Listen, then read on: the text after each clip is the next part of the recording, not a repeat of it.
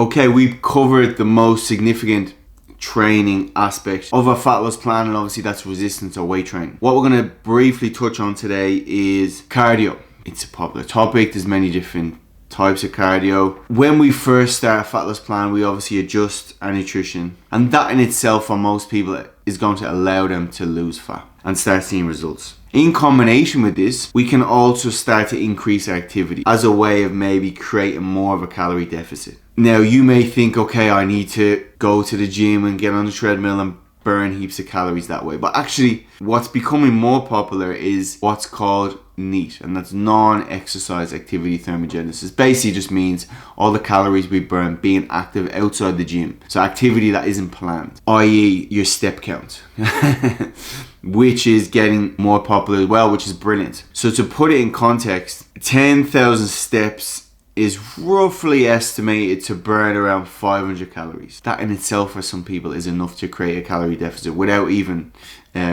changing their food. But compare that to a normal training session which someone is doing in the gym, which may on average burn 300 calories, let's say. And again, most machines are going to tell you you're burning more. So let's say on average 300 calories most people are burning in a 45 minutes to an hour gym session. So now we're actually burning more calories by simply increasing our activity, increasing our step count throughout the day. One of the positives of this is that we don't have to spend our life in the gym, and just getting outside is beneficial for stress purposes.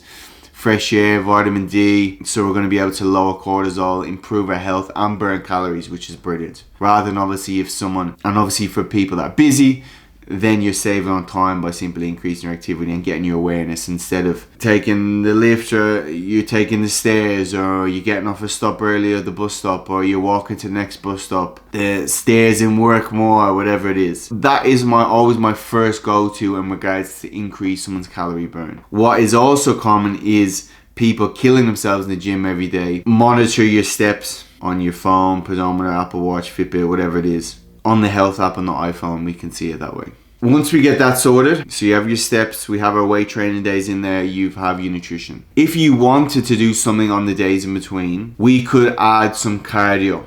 And this will relate more to when I talk about what to do when you plateau. Okay, it's going to coincide because we may be going well doing our weight training and our steps and the nutrition, but then we may plateau, and to get over that plateau, then we may need to add a little bit more cardio. Or increase our steps, whatever's obviously easiest, which we'll put it all together at the end. We could add some cardio sessions on the days in between. So we weight train Monday, Wednesday, Friday. We could do a cardio session Tuesday, Thursday. The way I get my clients to do their cardio, it will actually improve their recovery as well. What I'll get someone to do is to simply on these days go in and then maybe pick any type of cardio machine and just keep your heart rate in that range of 120 to 150 beats per minute. On these cardio days, you'll be training your aerobic system, which obviously improves your heart. Numerous health benefits, and also burning calories as well. Your resting heart rate will go down. Your heart is a muscle as well we want to actually train. So if people tell you don't do cardio, that's a lie. We don't want to never be on one part of the spectrum.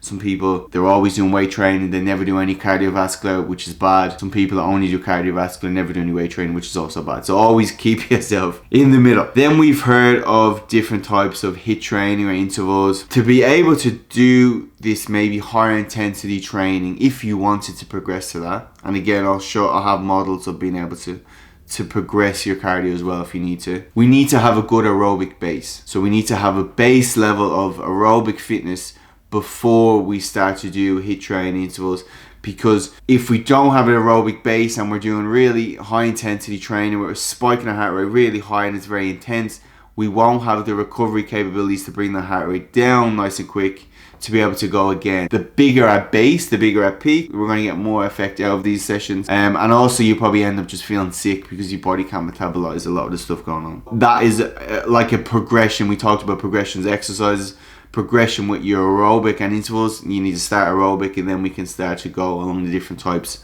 of intervals into high intensity training, etc. But use that type of training, say when we hit a plateau, it's good to add on, or when you've built up your tolerance for training. Don't just start, like I always say, training 5 days a week if you've never trained before. Start with like 2 or 3 and then when that feels easy at a 4th day or at a 5th day, a few months down the line if you need to. People think we need to be sweating in cardiovascular to be able to burn calories. Remember, we're going to do that with the steps and with the nutrition, so don't fall into that trap. That's all I wanted to cover. Hope that just gives a really brief insight into cardiovascular training in the whole realm of fat loss. Not as important as people originally thought, but still an important aspect that we will train once we get all the other kind of main big rocks up first. And that in itself, when we're more cardiovascular fit, it allows us to get more out of the weight training days. It allows to increase our recovery on the days in between, and also in recovery in between sets, because we're going to be fitter. So you may then start to lift heavier on those days, etc. Okay, brief overview again. If you have any specific questions, please email Sean@livelongperformance.com. Yes, hopefully that gave you a little insight into cardiovascular training.